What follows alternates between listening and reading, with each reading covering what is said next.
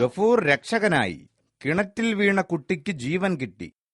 ഇത് നമ്മുടെ ഗഫൂർക്കാണല്ലോ. മൂപ്പർ ഇങ്ങനെയൊക്കെ ചെയ്യോ? കണ്ടാ പറയില്ലട്ടോ.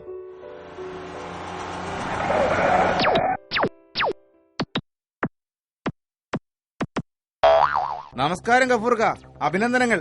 ഞങ്ങള് പോർട്ടർ ചാനലിൽ നിന്ന് വരിക. കിണറ്റിൽ വീണ കുട്ടിയെ അതിസാഹസികമായി രക്ഷപ്പെടുത്തിയ ഗഫൂർക്കയെ കാണാനേ ലോകത്താകമാനുള്ള ആളുകൾ കാത്തിരിക്കുകയാണ്. ഞങ്ങളുടെ പോർട്ടർ ചാനലിലൂടെ ആവണം ആദ്യമായി ഗഫൂർക്കയെ ലോകം കാണേണ്ടത്. അല്ല, ഈ കൂട്ടത്തിലൊന്നുമില്ലാന്ന്. എന്താ ഗഫൂർക്ക?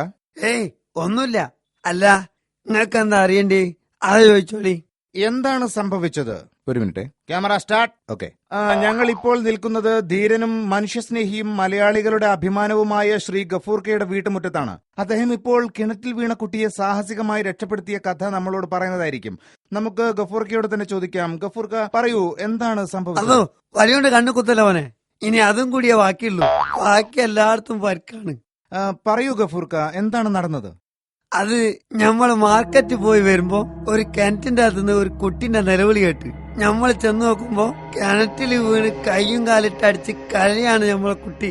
അപ്പഴത്തേക്കും 4 ഭാഗത്തുനിന്ന് ആൾക്കാർ ഓടിക്കൂട്ടിന്ന്. പക്ഷെ ആരും കിണറ്റിലിറങ്ങില്ല. അതെ, മനസ്സിലായി. മനസാക്ഷി മരവിച്ചു പോയ ഒരു കൂട്ടം ആളുകൾ പ്രതികരിക്കാതെ നോക്കി നിൽക്കുമ്പോൾ ഗഫൂർക്ക കിണറ്റിലേക്ക് എടുത്തു ചാടി കുട്ടിയെ രക്ഷിച്ചു. ഒരു മിനിറ്റ്. ഇതിലൊന്നുമില്ല, കാണുന്നില്ല. എന്താ? ഒന്നുമില്ല, മോ പറഞ്ഞോ. ഏതായാലും ഒരുപാട് പരിക്ക് പറ്റിയതല്ലേ. സ്വന്തം ജീവൻ പോലും അപകടപ്പെടുത്തി കുട്ടിയെ രക്ഷിച്ച ഗഫൂർക്കയെ ഞങ്ങൾ അഭിനന്ദിക്കുന്നു. നന്ദി, നമസ്കാരം. ഗഫൂർക്ക, 9 മണിയുടെ വാർത്തയിൽ ഈ ഇന്റർവ്യൂ കാണിക്കൂട്ടോ. പിന്നെ നേരത്തെ എല്ലാവരെയും നോക്കിയിട്ട് ഇല്ല, കാണുന്നില്ല എന്നൊക്കെ ഇടയ്ക്കിടെ ഇങ്ങനെ പറയുന്നുണ്ടായിരുന്നല്ലോ. എന്താ അത്? ഒന്നുമില്ല മോനെ. കിണറിന്റെ അടുത്ത് പോയിന്നപ്പോ നീന്താൻ പോലും അറിയാത്ത എന്നെ ആ കിണറ്റിലേക്ക് ഉന്തി തള്ളിയിട്ട നമുക്ക് ഈ കൂട്ടത്തിലുണ്ടോന്ന് നോക്കിയേന് ഞമ്മള്.